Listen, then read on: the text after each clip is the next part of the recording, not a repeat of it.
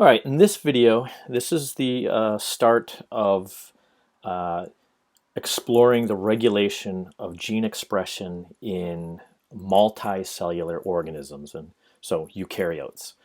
And to start with, we're going to look at the regulation of chromatin structure. So what this is going to do is it's regulating the access of DNA to RNA polymerase, right, in order to transcribe a particular gene. So what we're looking at here in the process of gene expression, the part of it that's happening here in the nucleus, is we're looking way up here at the top, right? As you're going to see, DNA doesn't exist in a naked state within the nucleus. It is packaged in very specific ways with very specific proteins so that it's nice and compact and can fit in the nucleus. But being compact also means there's a way to deny access to the machinery of transcription or allow access to the machinery of transcription. And that's what we're going to look at. We're going to look at the regulation of the packing and unpacking of DNA. So DNA is packaged around in units called nucleosomes. Now, a nucleosome consists of both DNA and protein. So the protein aspect are eight histone proteins. 1, 2, 3, 4, 5, 6, 7, 8. Okay, those are called histones. And each histone has this globular portion that form this complex, this what is called a histone octamer. And each histone has what is referred to as an N-terminal tail. Remember, a protein has a C-terminal end and an N-terminal end. And this is the N-terminal end here that extends away from the octamer core.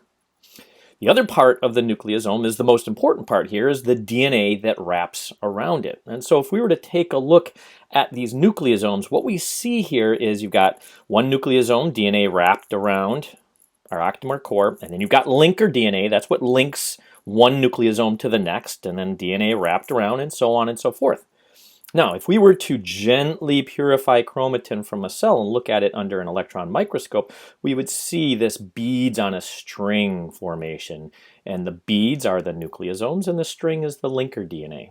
Now, these N-terminal tails are super important. They're going to be substrates for various modifying enzymes and can be modified in various ways.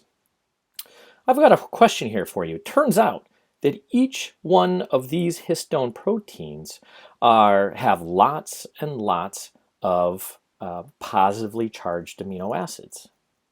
And let's think about structure gives rise to function. They interact closely with DNA.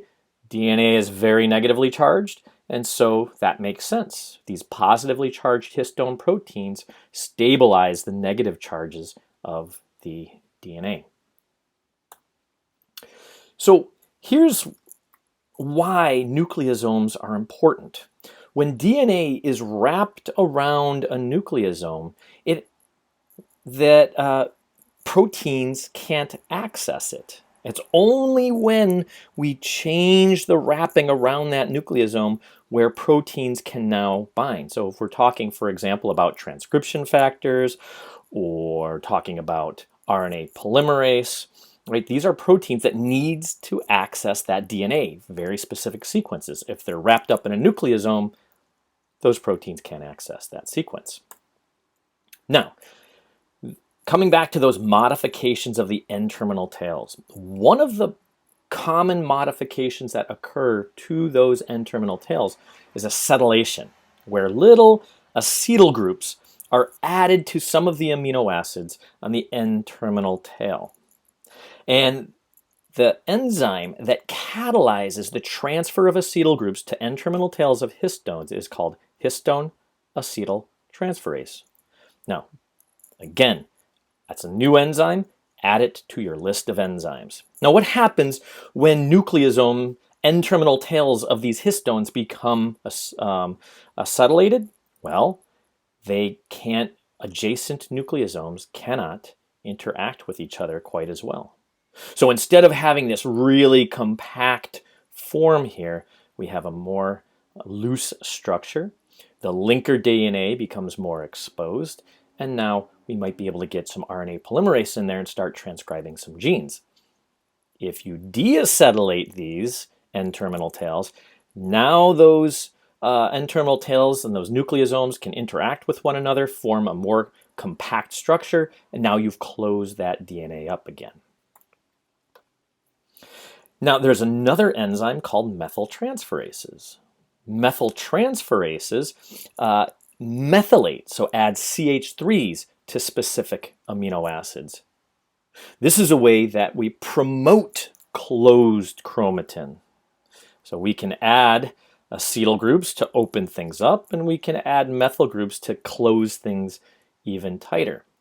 And again, the enzyme that catalyzes the transfer of methyl groups to N-terminal tails of histones are called methyltransferases. Again, new enzyme, add it to your growing list of enzymes.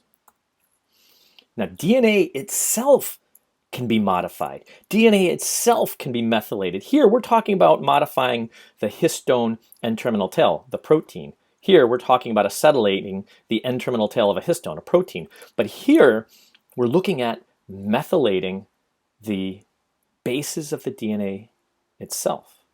Cytosine is often the substrate for this. So here's normal cytosine, and here is cytosine when it has been methylated.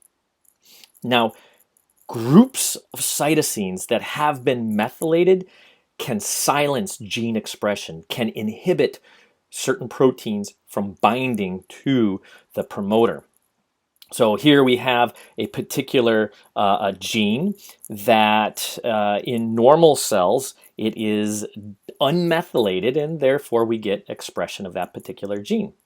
But in other cells, and sometimes this is a normal part of cell function, sometimes this happens abnormally, where you get methylation of this DNA near the start of a gene, and that inhibits transcription. And that, if it's abnormal, that can cause problems.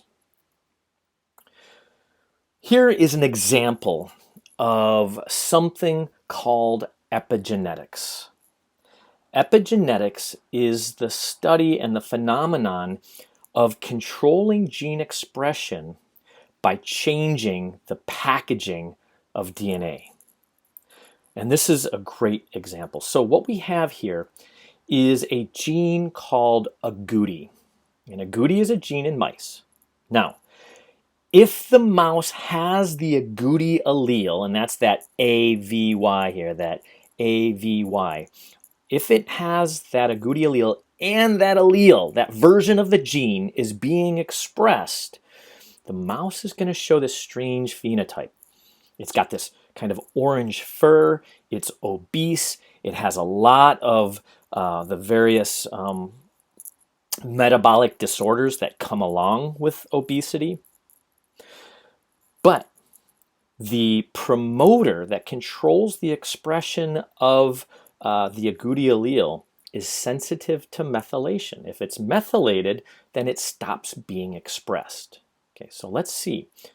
There's an experiment that's been done, which we take a female mouse, a male mouse, and cross it to a female mouse.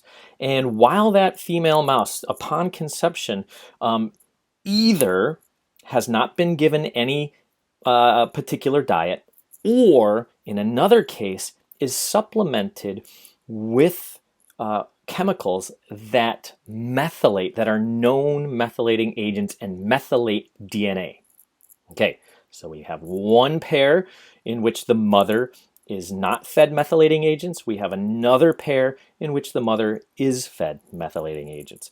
And the theory here, the hypothesis here, is that the embryos that are developing within the unsupplemented mother are not going to have, that mother is not going to have any methylation occurring to her Agouti allele, and that is not going to be passed on to any of those offspring. And so there are going to be half of those offspring are going to express the Agouti allele and have this Agouti phenotype, this Agouti trait.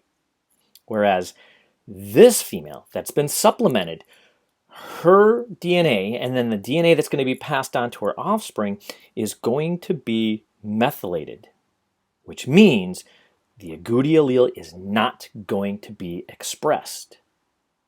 In that case, most of the offspring, even though they have the agouti allele, are not going to show the agouti phenotype, the agouti trait. So let's take a look. They do it, they do the experiment, and sure enough, look at this. The unsupplemented mother, most of the mice, most of the offspring are showing that agouti phenotype. In the supplemented mother, most of them are not. Now, these mice are the exact same genotype. They have the exact same DNA. And yet, these mice over here are not showing the phenotype, and these mice, most of them, are showing the phenotype, suggesting that the methylation of this promoter is stopping the expression of the agouti allele. Here's what those mice look like. So these two mice are absolutely 100% genetically identical. The difference is while this mice was being developing, it was being fed, the mother was being fed methylating agents, and this one here, the mother was not. So what we have here are chromatin modifications. It has nothing to do with the sequences of DNA. We're not mutating DNA at all. We're simply modifying the way DNA is packaged. That can change gene expression, and it can therefore change the phenotype of the resulting individual. And we know that at least in some cases, these modifications can be passed on from offspring to offspring to offspring, from mother to offspring. We don't know how much of this chromatin packaging resets in the embryo, but we know at least some of it gets through. So anything that you may do in your lifetime to affect the packaging of your chromatin, and we're learning that there's all sorts of things that you can do, that you interact with in your environment that will change the way your DNA is packaged. At least some of that can be inherited, can be passed on to your offspring. Okay, those are referred to as epigenetic modifications. This is a huge field of study that has increased and has been looked at quite a bit in the last 10 or 15 years. Okay, with that said, our next subject then is once that DNA is open, once that RNA polymerase can access those promoters, what regulates the start of transcription in multicellular organisms?